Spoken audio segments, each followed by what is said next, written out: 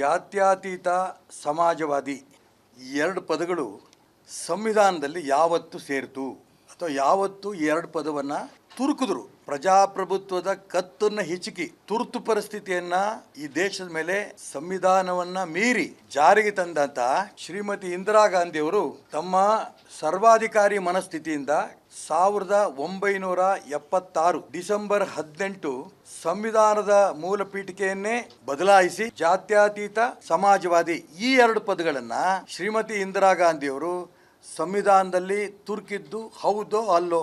ಮೂಲ ಸಂವಿಧಾನದಲ್ಲಿ ಅಂಬೇಡ್ಕರ್ ಅವರು ಈ ಎರಡು ಪದವನ್ನ ಸೇರಿಸಿದ್ರ ಅನ್ನೋ ತುಂಬಾ ಸ್ಪಷ್ಟವಾಗಿ ನೀವು ಹೇಳಬೇಕು. 3 ಪ್ರಶ್ನೆಗಳು ಸಿದ್ದರಾಮಯ್ಯನವರಿಗೆ. ನಂಬರ್ 1, ಈ ಜಾತ್ಯತೀತ ಸಮಾಜವಾದಿ ಈ ಎರಡು ಪದಗಳು ಸಂವಿಧಾನದಲ್ಲಿ ತುರುಕಿದ್ದು ಯಾರು ಯಾವಾಗ?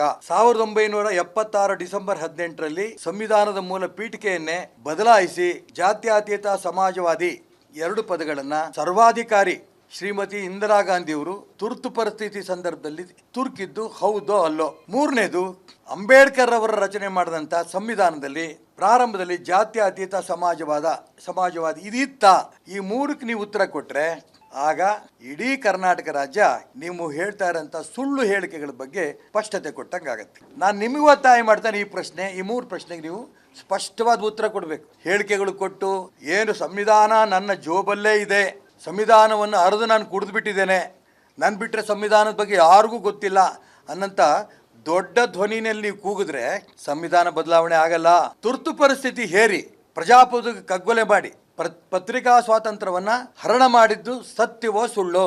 ವಾಕ್ ಸ್ವಾತಂತ್ರ್ಯ, ಭಾರತ್ ಮಾತಾ ಕಿ ಜೈ ವಂದೇ ಮಾತರಂ ಅಂತ ಘೋಷಣೆ ಕೂಡ ಕೂಗಂಗಿರ್ಲಿಲ್ಲ ಆಗ. ಇದನ್ನ ಶ್ರೀಮತಿ ಇಂದಿರಾ ಗಾಂಧಿ ಅವರು ಪ್ರಜಾಪ್ರಭುತ್ವದ ಕತ್ತನ್ನ ಹಿಚುಕಿ ತುರ್ತು ಪರಿಸ್ಥಿತಿ ಜಾರಿ ತಂದಿದ್ದು ಹೌದೋ ಅಲ್ಲೋ?